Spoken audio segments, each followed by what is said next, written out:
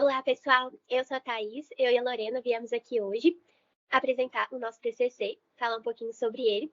Nós fomos convidadas, queríamos agradecer pelo convite, falar que é uma honra estarmos aqui apresentando esse trabalho que é tão querido por nós. E também queremos que com esse relato a gente possa incentivar um pouquinho vocês que estão nessa reta final. Nosso TCC ele é intitulado Associação entre a função mastigatória e a presença de sarcopenia em idosos, uma revisão sistemática da literatura. Ele foi feito por mim e pela Lorena e foi orientado pela professora Aline Mourão.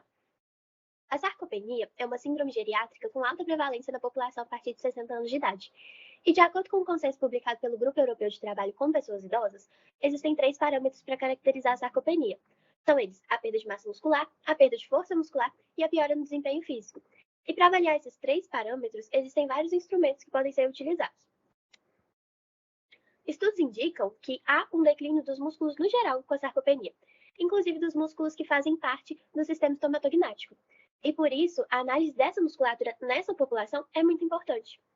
A gente não encontrou na literatura revisões que relacionassem especificadamente a função mastigatória com a sarcopenia em idosos, apenas revisões correlacionando a ocorrência de disfagia com a presença de sarcopenia. O objetivo do nosso estudo foi revisar sistematicamente as produções científicas acerca das relações entre a avaliação da capacidade mastigatória e idosos com sarcopenia. A nossa metodologia foi realizada em 9 etapas. A primeira foi a elaboração da pergunta norteadora. Nós elaboramos segundo o anagrama PICO, e dele saíram 2 perguntas norteadoras, que são: existe associação entre a capacidade mastigatória e sarcopenia em idosos? E quais são os efeitos adversos associados à capacidade mastigatória em idosos com sarcopenia? A segunda etapa foi o desenvolvimento do protocolo de pesquisa. Ele foi cadastrado na base Próspero e foram destacados os descritores mastigação, idoso, sarcopenia e os seus sinônimos. A etapa seguinte foi a definição da estratégia de busca. O formulário de pesquisa ele foi preenchido e enviado para a Biblioteca José Baeta Viana, do Campo Saúde da UFMG, e a resposta com os artigos encontrados foi enviada pela bibliotecária em outubro de 2020. A quarta etapa metodológica foi a seleção de artigos de acordo com os critérios de elegibilidade. Os títulos e os resumos foram avaliados por 2 pesquisadores independentes e os estudos deveriam ser artigos de pesquisa original, deveriam ter a definição e a medição para avaliação de sarcopenia e de mastigação, e a busca ela foi feita sem delimitação de período e de língua.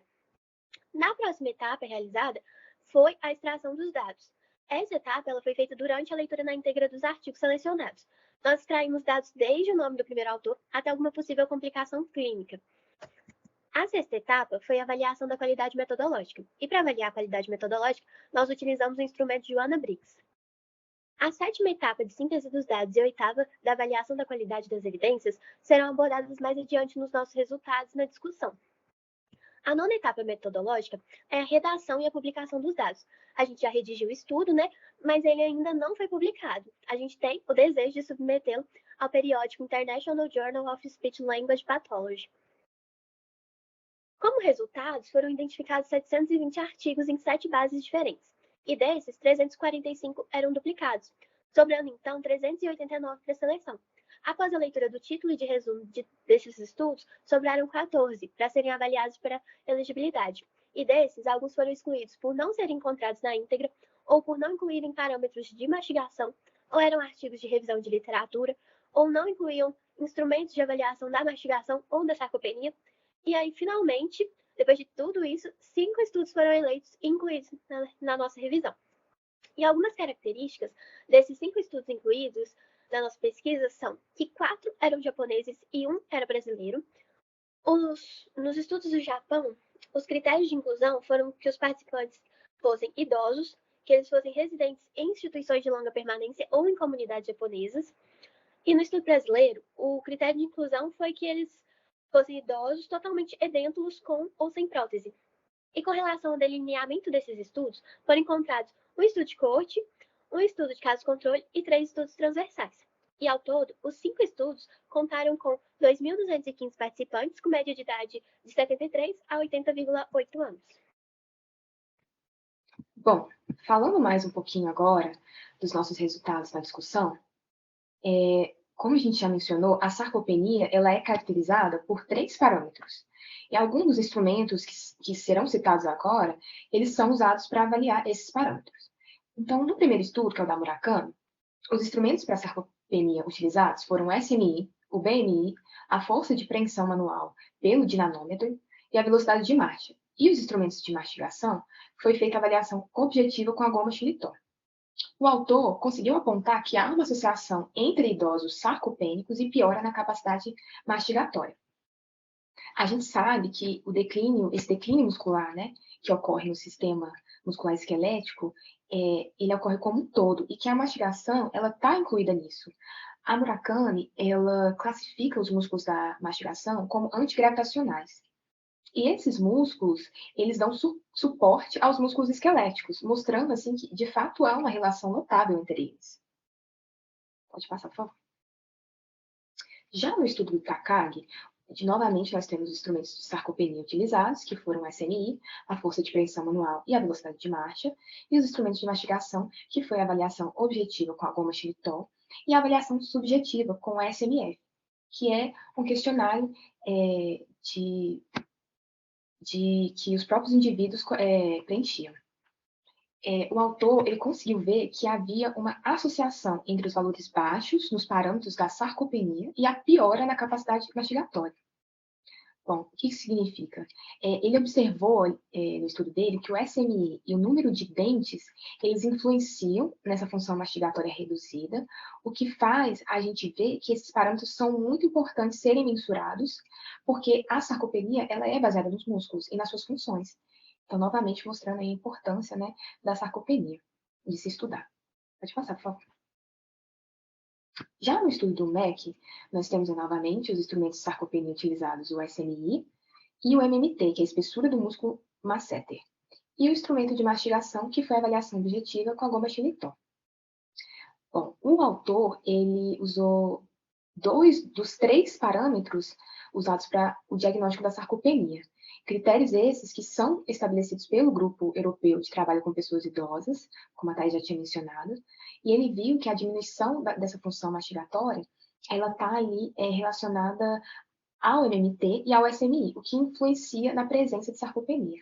Então, o autor conseguiu apontar que há associação entre os instrumentos de avaliação da mastigação com os instrumentos de avaliação da sarcopenia. Já no estudo do seno, novamente nós temos aí os instrumentos de sarcopenia, que foi o SMI, o BMI, que é o índice de massa corporal, a força de preensão manual e a velocidade de marcha. E nos instrumentos de mastigação, nós temos a avaliação objetiva com a goma xilitol. O autor ele conseguiu apontar que há uma associação entre a sarcopenia e a mastigação, porém também associado com a falta de apetite. Então, o que o Seno viu? Ele viu que tem uma associação ali muito forte com a incidência de sarcopenia do que com o uso, por exemplo, de dentadura ou o número de dentes que esse indivíduo ainda possa ter. E que esses indivíduos que têm falta de apetite, mais uma função mastigatória reduzida, ele vai ter 4 vezes mais chance de desenvolver sarcopenia, mostrando aí que realmente há uma associação entre os dois. Passar, por favor. E aí nós temos o nosso último estudo, que é o do Figueiredo. No do Figueiredo, os instrumentos usados para sarcopenia foi o BMI e a força de preensão manual, assim como a velocidade de marcha. E os instrumentos de mastigação foi feita a avaliação por meio do método de peneiramento, a função sensorial oral e a força máxima de mordida.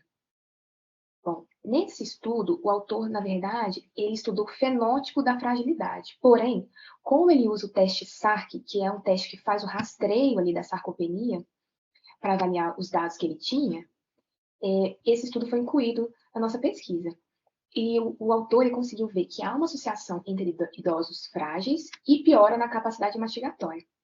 Então, o que ele viu? Ele viu que os indivíduos que tiveram ele viu que os indivíduos tiveram uma alta pontuação nesse teste, o que mostrava que há um grande risco desses indivíduos estarem desenvolvendo sarcopenia também, mostrando aí que há uma associação entre os idosos frágeis e a piora na capacidade mastigatória, mas também esse risco do desenvolvimento da sarcopenia. A Sociedade Brasileira de Geriatria e Gerontologia, ela fala que o indivíduo sarcopênico, ele vai ser certamente frágil, porém, não necessariamente o indivíduo que é frágil vai ser sarcopênico. Por quê? Justamente porque os critérios que são usados para diagnosticar a fragilidade, ele envolve parâmetros muito mais complexos do que a sarcopenia. E nos outros estudos da nossa pesquisa, os valores de referência utilizados para classificar essa sarcopenia foram estabelecidos pelo grupo de trabalho de asiáticos para a sarcopenia, e esse estudo, por ser brasileiro, não puderam, né, ser utilizados os mesmos valores de referência, então esses valores não foram aplicados no nosso estudo. Pode passar, por favor. Bom, então a gente viu na análise desses 5 estudos que a piora dessa função mastigatória está de fato associada com a presença de sarcopenia, e isso vai resultar em declínio não apenas do sistema muscular, mas como do sistema musculoesquelético como um todo. Pode passar, por favor. A limitação do nosso estudo foi a impossibilidade de se realizar a meta-análise. E por que não teve essa possibilidade? Por falta de padronização dos dados estatísticos. Então, embora todos os nossos estudos tenham utilizado os mesmos instrumentos, a maneira como os dados estatísticos foram avaliados foi diferente. Pode passar, por favor.